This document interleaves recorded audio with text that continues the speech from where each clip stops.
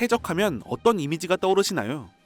모험을 하며 동료를 모으는 이미지가 떠오르는 분도 있겠지만 아마 보통은 칼을 들고 포를 쏘며 상선을 약탈하는 등 범죄를 저지르고 흥청망청 돈을 쓰며 고기를 배불리 먹고 럼주에 취하는 이미지가 떠오르실 겁니다.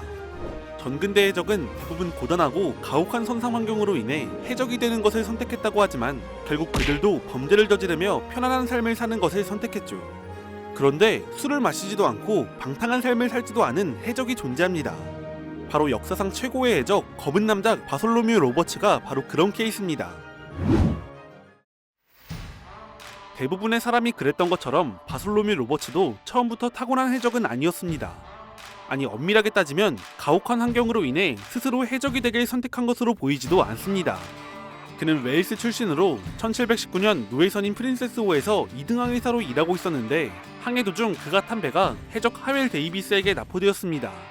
로버츠 역시 해적에게 포로로 잡혔죠. 이때 해적 선장 하웰 데이비스가 로버츠에게 해적이 되지 않겠냐는 제안을 합니다. 로버츠는 처음엔 그의 제안을 거절했습니다.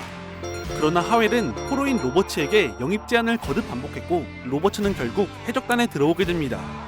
아마 로버츠가 항해 기술을 갖고 있어서 거듭 제안했던 것으로 보입니다. 특이한 것은 하웰 데이비스 역시 노예선의 선원이었다가 해적 에드워드 잉글랜드에게 포로로 잡혀 해적이 되었고 그 역시 웨일스 출신이었습니다. 아무튼 곧 해적의 황금기를 대표하게 되는 바솔로뮤 로버츠는 이렇게 선원에서 해적으로 전직당하며 해적 커리어를 시작합니다. 로버츠가 해적이 된 지 몇 주 지나지 않아 해적단에 문제가 생깁니다. 그들은 아프리카 기니 해안의 포르투갈 식민지 프린시페 섬에서 섬의 총독 납치 작전을 실행하는데 이때 되려 함정에 빠져 선장 하웰 데이비스가 살해당하고 맙니다. 이렇게 되자 해적들은 새 선장을 선출하는데요. 여기서 이례적으로 해적단에 합류한 지 얼마 되지 않았고 해적이 되는 것을 거부했던 바솔로뮤 로버츠가 뽑히게 됩니다. 학자들은 그가 해적이 되기 이전에 항해 기술을 갖고 있는 항해사 출신이었다는 점과 평소 그의 성격 덕분에 선출되었다고 추측합니다. 로버츠는 자신은 이미 해적이고 선원보단 선장이 낫다고 말하며 선장 선출을 받아들였습니다. 이때부터 바솔로뮤 로버츠는 위대한 해적 검은 남자 그로의 행보를 시작합니다. 해적 선장 바솔로뮤 로버츠는 검은 남작이라고 불렸을 정도로 여러모로 독특하고 눈에 띄는 해적이었습니다. 그는 키가 매우 컸으며 얼굴은 잘생겼고 화려한 전투복을 입었습니다. 또한 전투에선 용맹하고 무자비하게 싸웠으며 항상 두 자루의 총과 칼을 무장하고 있었죠. 성격은 냉철했는데 그러면서 신앙심은 깊었는지 언제나 선원들에게 기도를 올리도록 했습니다. 굉장히 특이한 점은 그가 해적 역사상 유일하게 술을 전혀 마시지 않았다는 것입니다. 술 대신 차를 마셨는데 당시 시대를 생각해보면 술보다 차가 훨씬 비쌌던 시절이니 딱히 검소했던 것은 아니었습니다. 선장이 된 검은 남작 로버츠가 가장 먼저 한 일은 선대 선장 하웰 데이비스의 원수를 갚는 것이었습니다. 그는 하웰 데이비스가 죽었던 프린시페 섬의 포르투갈 기지를 습격해 폐허로 만들었습니다. 이어서 그는 대서양을 건너가 브라질 연안에서 포르투갈 호위선을 공격했는데 그중 40문의 대포와 170명의 승무원이 타고 있는 배 한 척을 납포하는데요. 그런데 그 안엔 성한채를 살 수 있을 정도의 어마어마한 재물이 실려 있었습니다. 포르투갈 국왕에게 바쳐질 화물이었죠. 검은 남작 바솔로뮤 로버츠의 해적단은 그마만 4만 개가 넘었던 이것들을 배까지 통째로 약탈했고 기아나의 악마섬으로 이동했습니다. 이후 로버츠는 이때 얻은 다이아몬드 십자가를 차고 다닙니다. 해적단의 배가 두 척에서 세 척으로 늘어나자 로버츠는 그중 한 척인 유랑자오를 월터 케네디가 지휘하도록 위임했습니다. 월터 케네디는 이전 선장인 하웰 데이비스가 해적단의 선장이 됐을 때부터 해적단에 있던 인물인데요. 그런데 그는 로버츠가 없는 사이에 자신이 선장이라고 주장하며 자신의 배의 선원들에게 해적지를 그만두고 아일랜드로 가자고 설득했습니다. 월터는 유랑자오와 40명의 승무원, 배의 남은 전리품을 갖고 도망쳤습니다. 이 사건으로 로버츠는 해적이 지켜야 할 11개의 규율을 만드는데 그중 몇몇 내용을 보면 이렇습니다. 그는 중요한 일이 생겼을 때 선원 모두에게 투표권을 주었고 무기는 즉각 사용할 수 있도록 관리하게 하고 8시 이후 불을 못 켜게 하는 등 전투 준비를 확실하게 했습니다. 또 돈을 걸고 하는 도박을 금지했고 배 위에서 싸우는 것을 금지했으며 소년이나 여자를 배에 태우는 것을 금지하는 등 해적단을 엄격하게 통솔했습니다. 한편 이렇게 규칙을 만든 것은 로버츠만의 특별한 일은 아니었습니다. 17세기 중반부터 해적들은 나름대로 규칙을 만들어왔고 여러 해적들의 영향을 받아 규칙을 만들었죠. 로버츠의 규칙은 이전 선장인 하웰 데이비스의 규칙에서 영향을 받은 것으로 보입니다. 한편 배 한 척을 잃은 로버츠는 남은 배를 이끌고 북쪽으로 이동하며 도중에 만나는 배를 납포했습니다. 1720년 초엔 뉴잉글랜드에서 약탈한 작물과 배를 팔았고 뉴펀들랜드 어장에서 주로 활동하며 170여 척의 배를 납포했습니다. 여름엔 카리브해로 넘어갔는데 프랑스, 영국, 네덜란드 등의 배 15척을 납포했습니다.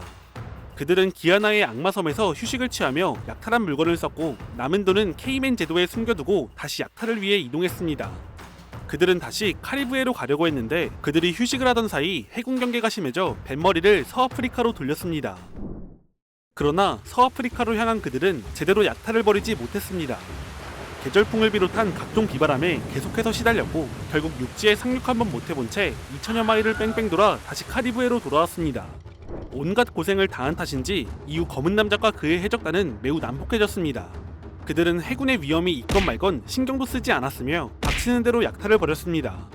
이 때문인지 검은 남작의 악명은 순식간에 높아졌는데 사람들의 공포감 역시 그만큼 커졌기 때문에 그의 깃발만 봐도 도망치거나 항복하는 일이 생기기도 했습니다. 검은 남작의 해적단은 굉장히 강했습니다. 그들은 세인트 키츠 네비스와 마르티니크의 식민지를 공격해 100여 척의 배를 납포하고 마르티니크 총독을 포로로 잡았으며 대포만 52문이 탑재된 총독의 배를 빼앗았습니다. 로버츠는 총독을 배의 활대에 매단 채 항해했고 포로로 잡은 프랑스 선원은 대부분 고문하고 죽였습니다.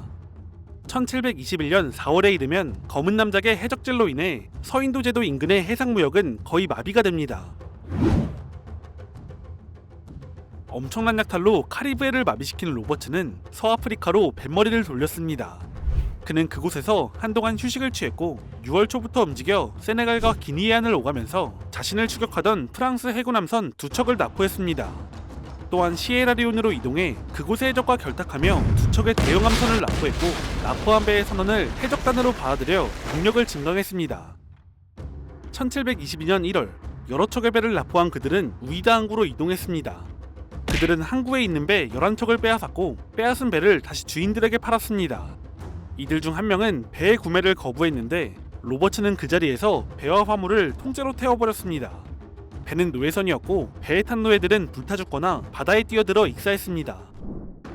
검은 수염의 높아진 악명은 그의 해적지를 편하게 해줬지만 동시에 그에게 심각한 위협이 다가오고 있다는 뜻이기도 했습니다.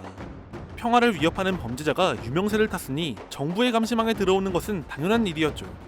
1722년 2월 5일 영국 왕립해군 샬로너 오글이 이끄는 제비오가 검은 남작 바솔로뮤 로버츠의 해적 함대를 발견했습니다. 이때 검은 남작의 해적단도 제비오를 발견했는데 그들은 제비오가 방향을 꺾자 단순한 상선이라고 판단했습니다. 로버츠는 레인저호를 파견해 제비오를 쫓아가도록 했습니다. 영국 해군은 레인저호를 계속해서 유인했습니다. 그러다 검은 남작의 다른 배들이 보이지 않을 때쯤 그들을 공격했죠. 많은 해적이 죽었고 살아남은 선원들은 해군에 붙잡혔습니다. 샬로너 오글이 이끄는 영국 해군은 다시 검은 남작을 찾아 이동했습니다. 2월 10일 영국 해군이 검은 남작의 기함 로열 포춘을 발견했습니다. 이런 와중에 검은 남작의 해적단은 전날 약탈에 성공해서 한바탕 거하게 술을 마신 상황이었는데요. 아직 술이 덜 깬 해적들은 다가오는 제비오를 레인저호로 오인했고 제비오의 접근을 허용하고 맙니다.